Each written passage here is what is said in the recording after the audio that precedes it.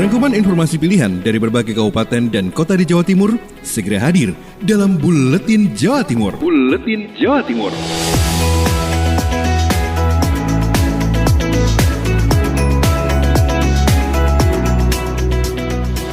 Salam jumpa sahabat, inilah Buletin Jawa Timur, edisi hari ini Senin 18 Januari 2021, bersama saya Risma Erina. Kita awali informasi dari Sidoarjo. Ada Billy Patopoy dari Radio Suara Sidoarjo yang menginformasikan setelah vaksinasi untuk 17 orang pertama, Dinas Kesehatan Kabupaten Sidoarjo segera sasar tenaga kesehatan terverifikasi.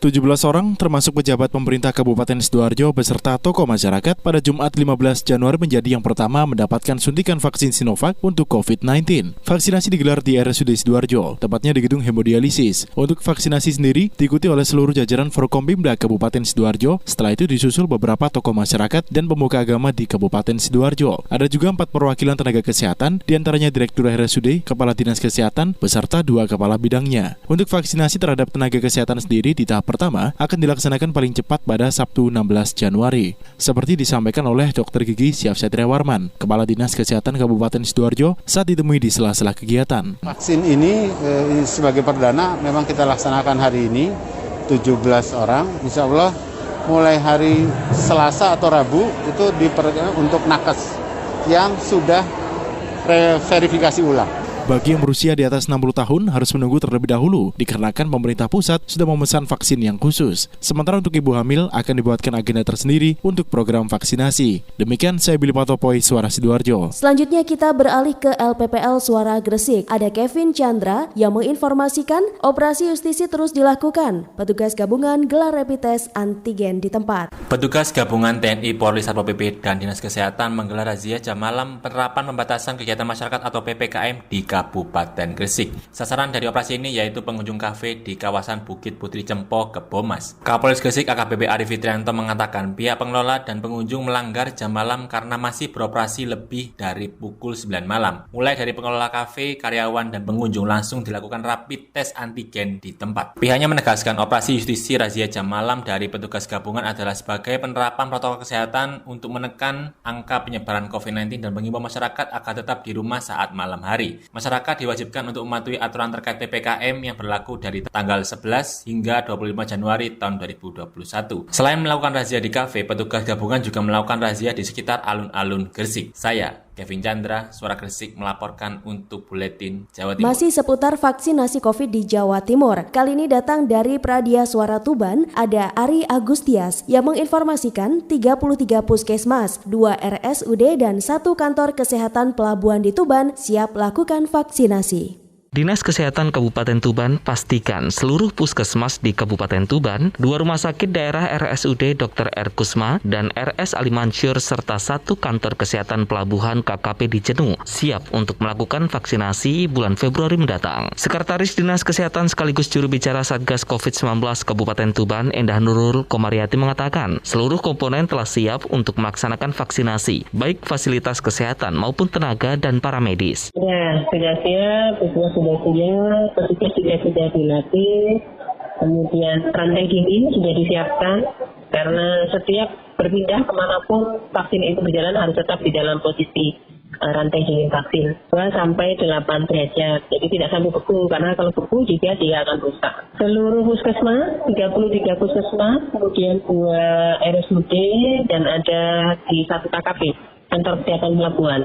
RSUD-nya Kusma dan Ali Mansur. Sesuai penjadwalan dari Kementerian, Tuban akan melaksanakan vaksinasi di tahap pertama termin kedua, yaitu bulan Februari mendatang. Ari Agustias, Pradia Suara Tuban untuk Buletin Jawa Timur. Sementara itu informasi selanjutnya kita bergeser ke Kabupaten Blitar. Radio Persada FM Kabupaten Blitar bersama Ninda Alivia menginformasikan Pemkab Blitar mengusulkan anggaran jam persal ke pusat senilai 3,2 miliar rupiah. Pemerintah Kabupaten Blitar melalui Dinas Kesehatan mengusulkan anggaran jaminan persalinan atau jam persal ke pemerintah pusat senilai 3,2 miliar rupiah. Kasih Kesehatan Keluarga dan Masyarakat Dinas Kesehatan Kabupaten Blitar Yuliati mengatakan tidak mengetahui berapa anggaran yang akan disetujui. Untuk tahun 2020 anggaran jam persal mencapai 3,1 miliar rupiah.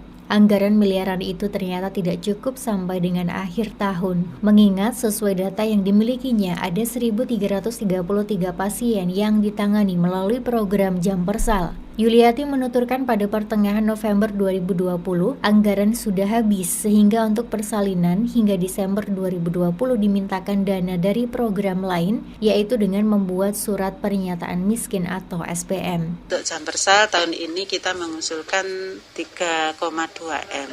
Ya, mudah-mudahan nanti bisa terpenuhi. 2020 banyak yang ditangani Mas. Ada 1.333 pasien. Yuliati menambahkan kriteria masyarakat yang bisa mengajukan Jam Persal adalah mereka yang tidak mampu dan tidak memiliki kartu jaminan kesehatan, baik BPJS ataupun asuransi. Ninda Alivia, Radio Persada FM Blitar. Selanjutnya, dari Kota Blitar, Kirana Nisa Mahardika FM membawa informasi target PAD Kota Blitar tahun 2021 naik 52 miliar rupiah. Pemerintah Kota Blitar telah menetapkan target pendapatan asli daerah PAD tahun 2021, yang mana total PAD tahun ini ditargetkan lebih besar dibandingkan tahun 2020. Widodo Sabtono Johannes, Kepala Badan Pengelolaan Keuangan Aset Daerah BPKAD Kota Blitar, dikonfirmasi Jumat 15 Januari 2021 mengatakan, target PAD Kota Blitar tahun ini mencapai 187,3 miliar atau naik 52 miliar rupiah. Kenaikan ini mengacu terhadap capaian PAD tahun 2020 yang berhasil melewati target. Dari target setelah perubahan akibat pandemi COVID-19 sebesar 135 miliar rupiah, tercapai 174 miliar rupiah atau 129%. Capaian itu berasal dari beberapa sumber, diantaranya pajak daerah tercapai 109%, retribusi daerah 199%, dan lain-lain. Widodo optimis target ini bisa tercapai karena perekonomian di Kota Blitar mulai pulih meski pandemi COVID-19 belum usai. Namun demikian, jika terjadi penurunan atau kesulitan ekonomi akibat pandemi, maka pihaknya akan mengusulkan perubahan target dari beberapa sektor. PAD tahun 2021 itu kita anggarkan 187,3 miliar. Kalau dibanding dengan tahun 2020, itu 20 hanya 135 miliar. Jadi ada kenaikan sekitar 52%, 52 miliar ya. 52 miliar.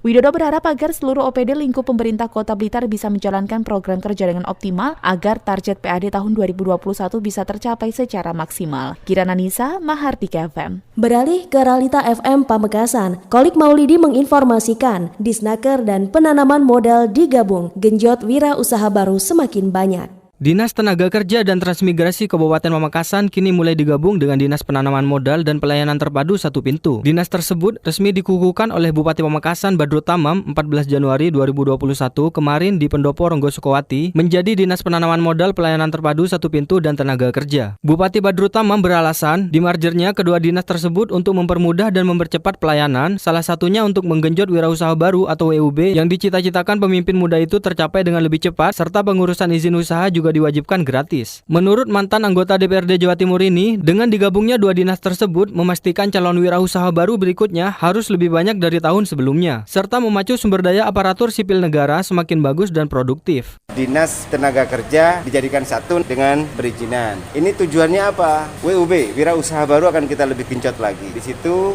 perizinan usaha sudah harus gratis, memastikan bahwa yang dilatih sudah harus lebih banyak. Nah, dengan cara baru ini harapan kita daya saing, daya dan upaya yang dimiliki oleh aparatur bisa semakin bagus dan produktif. Sebelumnya, Bupati Badrut Tamam melantik jabatan tinggi Pratama, pengawas dan administrator sebanyak 411 di lingkungan pemerintah Kabupaten Pamekasan dalam rangka penyelenggaraan organisasi perangkat daerah dan perubahan dua dinas yang digabung menjadi satu dinas guna meningkatkan kinerja aparatur sipil negara tahun anggaran 2021 serta mempercepat terwujudnya Kabupaten Pamekasan hebat, raceh, pecreh, Torparcuke. Kolik Maulidi, Realita FM Pamekasan. Sementara itu, Wildan Asrori dari Radio Suara Pasuruan membawa informasi kasus stunting di Kabupaten Pasuruan menurun. Jumlah bayi dan balita yang mengalami stunting di Kabupaten Pasuruan di tahun 2020 mencapai hampir 11.000 anak. Jumlah itu mengalami penurunan kalau dibandingkan tahun 2019.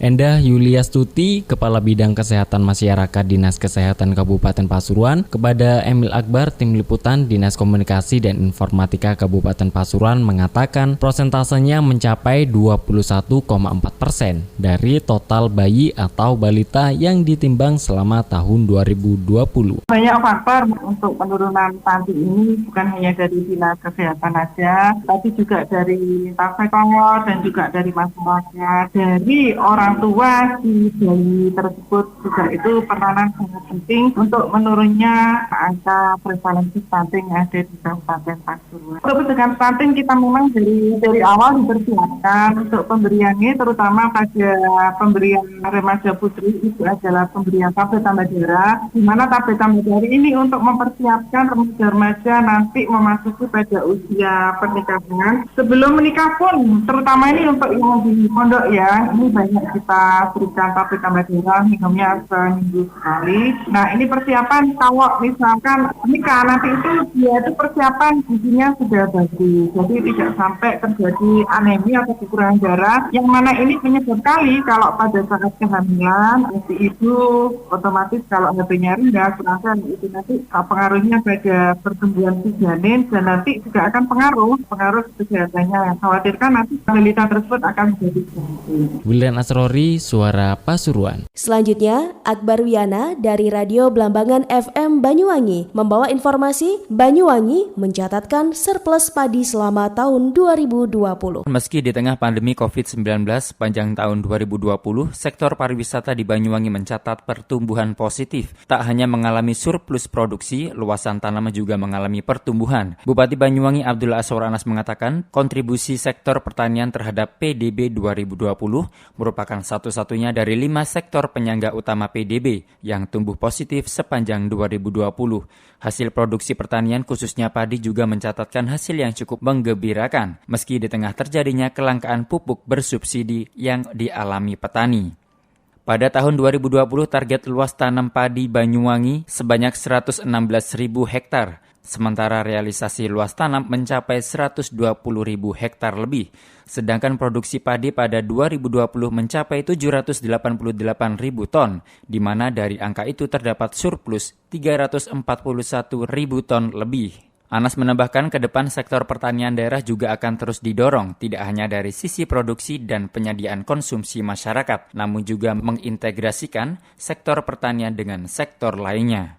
Akbar Wiana melaporkan. Kita beralih ke Ngawi. Dispencapil Kabupaten Ngawi memberlakukan sistem pelayanan Adminduk secara online. Selengkapnya bersama Akmal Mustafa dari Radio Suara Ngawi. Adanya pemberlakuan pembatasan kegiatan masyarakat atau PPKM membuat Dinas Kependudukan dan Pencatatan Sipil atau Dispencapil Kabupaten Ngawi memberlakukan sistem pelayanan administrasi kependudukan atau Adminduk secara online supaya masyarakat tidak datang ke kantor Dispencapil kecuali keperluan sangat mendesak seperti mengurus Adminduk BPJS. Sugeng, Kepala Dispencapil Kabupaten Ngawi mengatakan, untuk mengurangi interaksi sosial dan kerumunan serta antisipasi penyebaran COVID-19, Dispencapil Kabupaten Ngawi melakukan pembatasan pelayanan administrasi kependudukan melalui sistem pelayanan online www.siak.ngawikap.go.id.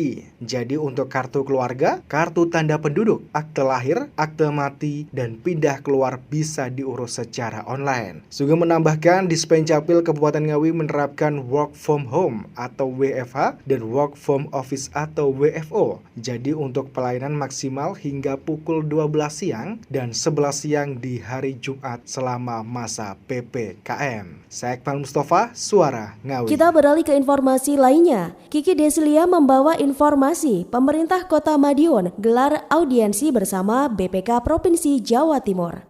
Pemerintah Kota Madiun menerima kedatangan tim Badan Pemeriksa Keuangan atau BPK Provinsi Jawa Timur. Kedatangan tersebut dalam rangka melakukan audit laporan keuangan pemerintah daerah atau LKPD pada akhir tahun 2020.